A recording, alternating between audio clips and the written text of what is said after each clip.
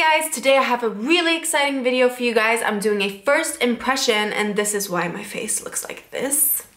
Ding! Today I'm doing a first impression of a foundation. That is why I have nothing on my face and that is why I look a little cray-cray. Foundation I'm doing the first impression on is the L'Oreal Infallible 24-hour matte foundation. I had no idea that it was going to come out so quick in Europe.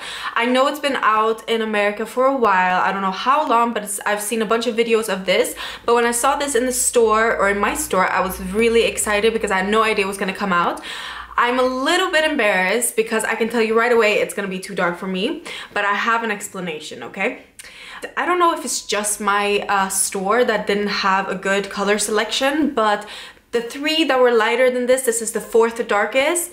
The three lighter than this was very pink toned and I knew for a fact it was going to be way too pink toned for my complexion, and so I just decided to take this one, which is the most yellow toned lightest one that they had. This is in 24 golden beige, so I'm very excited to try this foundation. So I was really excited to find this in my store and I'm excited to try it, but I'm kind of scared because I know that the color is going to be way too dark for me. So before you guys start commenting down below that it's so dark, I know, I'm very aware. So this is a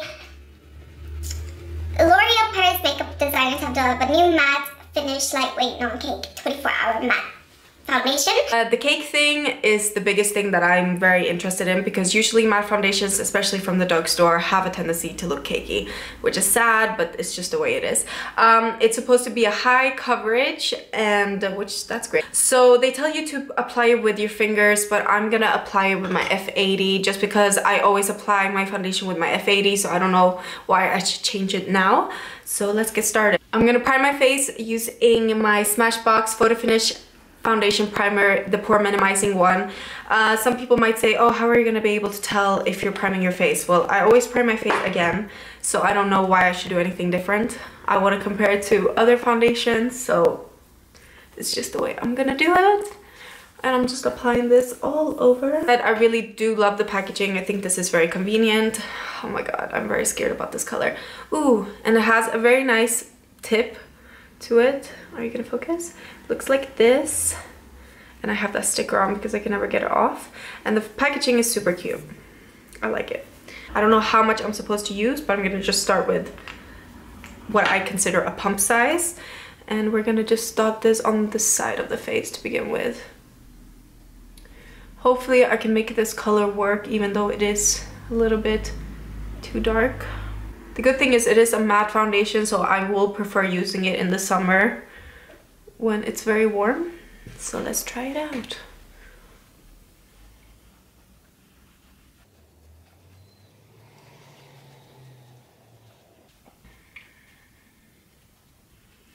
I don't know how it works here in Europe. I know in America you can return foundations that are too dark.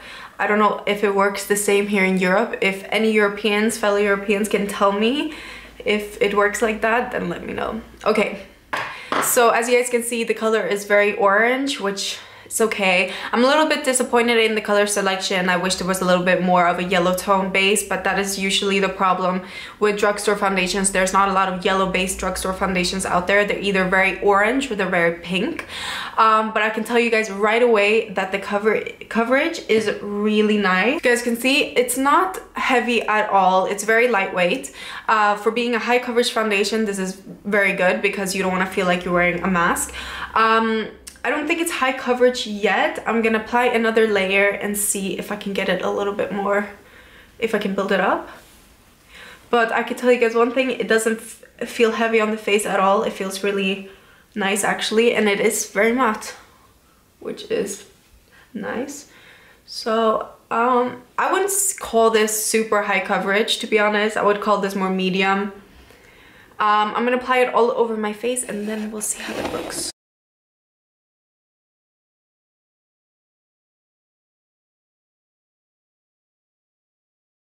So now I've applied it all over my face and I can tell you guys right now, I love it. It's very lightweight, doesn't feel heavy at all. It's very matte. I really like the finish of it. I can zoom you guys in a little bit more just to see. It's very natural. It doesn't look cakey at all, and that's what I love about it, that it has a really good coverage, but it's not cakey. which thus they said it wasn't going to be cakey, and I do agree it's not cakey.